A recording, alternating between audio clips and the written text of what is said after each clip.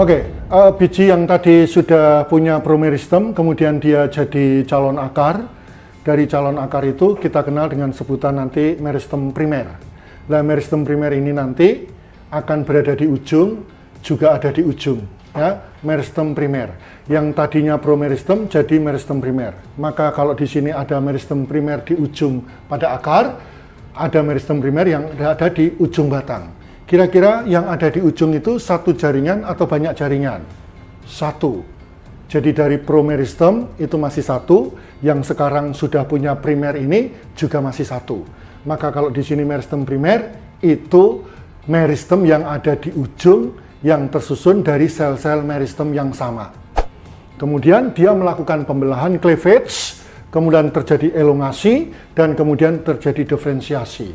Nah, peristiwa diferensiasi ini kita bisa lihat pada suatu gambar yang ada di sini.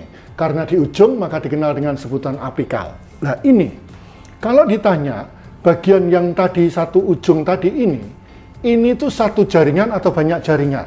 Hanya satu. Ini sama semua, hanya letaknya berbeda-beda. Maka bagian ujung ini dikenal dengan sebutan meristem. Selnya sama, tetapi baik selnya sama, kemudian orang pintar itu memberikan nama. Ada dermatogin, ada periblem, ada plerom. Yang plerom nanti jadi stele, yang dermatogin nanti jadi epidermis, yang periblem nanti akan jadi cortex. Kalau nanti di sini dia melakukan suatu modifikasi, melakukan sesuatu diferensiasi, maka bagian yang tadi ini tetap berada di atas, tetapi yang bagian di bawah ini dia akan melakukan sesuatu diferensiasi. Apa produk diferensiasinya? Si dermatogin nanti jadi epidermis, si periblem nanti jadi cortex, si apa tadi plerom akan jadi stele.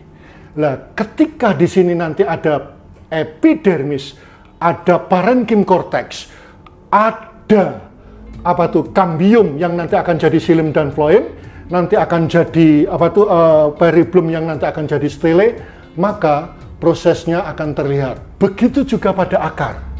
Nanti di sini ada bagian bawahnya dikenal dengan epidermis, kemudian nanti jadi cortex, kemudian nanti di sini ada jadi cambium, kemudian di sini nanti akan jadi stele. Nah, kalau dia sudah melakukan diferensiasi, maka terbentuklah jaringan yang dikenal dengan sebutan jaringan dewasa. Meristem primer paling luar jadi epidermis, dalamnya jadi parenchyma, kemudian tengahnya jadi cambium yang bisa bikin pengangkut, xilem dan phloem, kemudian dalamnya lagi ada parenchyma yang ada di dalam dikenal dengan stele. Kalau begitu jelasnya, di manakah letak epidermis? Bisa nggak berada di ujung? Nggak bisa, karena di ujung ini meristemnya meristem apikal. Di atasnya, kalau ada bulu akar ini, pasti sudah terbentuk diferensiasi belum? Sudah, dikarenakan dia epidermisnya sudah membentuk bulu akar. Kira-kira duluan mana yang nomor 1 dengan nomor 2, nomor 3, nomor 4 terbentuknya bulu akar? Ya pasti duluan nomor 4. Ketika nomor 4 tadi sudah terjadi suatu diferensiasi, maka bulu akar jadi panjang. Nomor 3 jadi agak pendek. Nomor 2 jadi pendek. Nomor 1 jadi sangat pendek. Karena dia baru melakukan diferensiasi dan spesialisasi. Berarti apa tujuan diferensiasi dan spesialisasi? Membentuk jaringan yang dewasa. Tadinya siapa? Jaringan meristem. Jadi kalau ditanya, di bagian ujung itu satu jaringan atau banyak jaringan? Satu. Disebut apa? Meristem. Di atasnya ini disebut meristem bukan? Bukan, karena dia sudah terjadi peristiwa diferensiasi dan spesialisasi. Terjadi peristiwa totipotensi sehingga menjadikan jaringan dewasa. Jadi pertanyaannya, boleh nggak ini Pak E sebut dengan akar? Boleh, Karena apa? Akar itu organ tersusun dari satu jaringan atau banyak jaringan? Tersusun dari lebih dari satu jaringan. Apa saja jaringannya? Epidermis paling luar, parenkim di dalamnya, pengangkut di dalamnya. Ketika nanti pengangkut ini di dalamnya dibentuk dari kambium, dia segera melebar. Melebar jadi xilem dan jadi floem. Ini ya, ini kambiumnya, nanti dia keluar jadi floem, di dalamnya jadi xilem. Jadi sekarang jaringannya ada berapa? Ada 4. Epidermis, parenkim, floem, kambium, apalagi tadi? Xilem, parenkim lagi di dalamnya. Jadi kalau ditanya, jaringan pada tanaman itu sebetulnya hanya ada 3. 1 epidermis paling luar, dalamnya parenkim, dalamnya lagi ada jaringan pengangkut. Karena ahli-ahli itu nggak mau menyamain, bagaimana kalau yang ada di bawah epidermis kita sebut dengan korteks? Boleh. Yang ada di dalam kita sebut dengan stele? Boleh. Baru kemudian kalau tadi si parenkim itu mengalami penebalan, maka disebut dengan jaringan penyokong, disebut dengan sklerenkim dan kolenkim. Berarti jaringan tanaman itu di organ ada berapa? 4. Paling luar apa? Epidermis. Dalamnya parenkim. Dalamnya lagi pengangkut. Dalamnya lagi parenkim. Karena parenkim ada di dalam dan di luar, maka kemudian disebut korteks dan stele.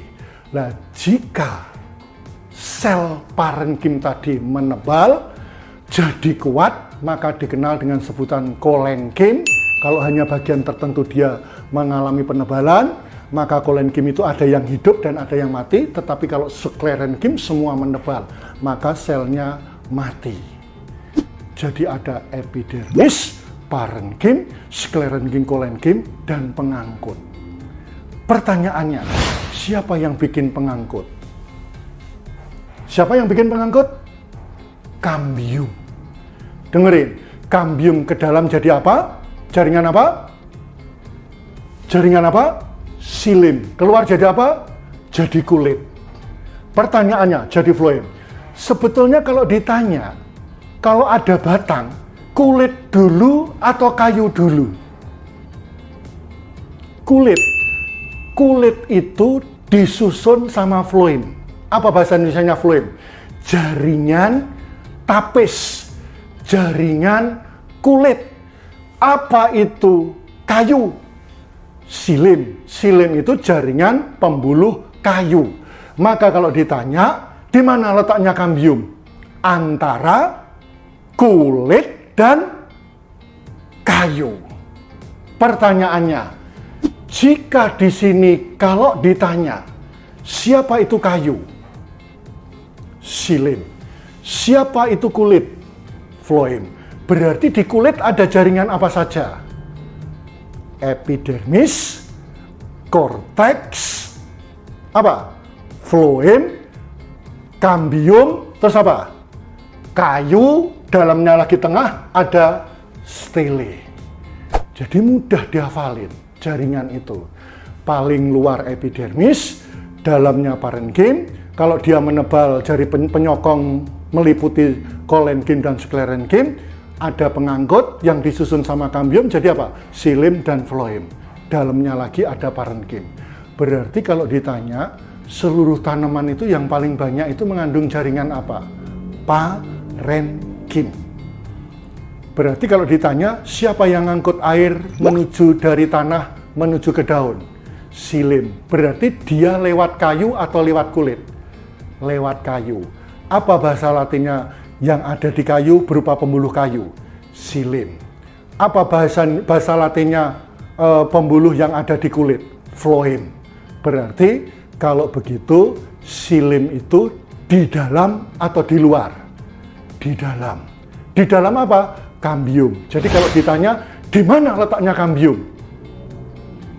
Antara kayu dan kulit. Nah, pertanyaan yang kedua, di kayu itu ada suatu lingkaran-lingkaran, dikenal dengan lingkaran tahun. Kalau terjadi lingkaran tahun, kayu yang tipis, itu kapan dia dibentuknya? Kayu tadi dibentuk dari waktu musim kemarau, maka dia tipis. Kalau musim penghujan, dia tebal. Tebal tipis itu kalau yang tebal itu setengah tahun, kalau yang tipis itu setengah tahun, maka jadi 1 tahun. Jadi pertanyaannya, siapa yang bikin kayu? Kambium. Siapa yang bikin kulit? Kambium. Berarti kambium itu yang tadinya setara dengan epidermis, parenkim, kambium, kolenkim, dan sklerenkim, dia itu jaringan permanen yang bisa muda lagi. Muda yang kedua. Maka kambium itu kita kenal dengan meristem sekunder. Dia bisa ke arah luar dan dalam. Ke dalam jadi kayu, jadi tebal, keluar jadi kulit. Oke? Kalau yang memanjang dari atas ke bawah tadi meristem primer.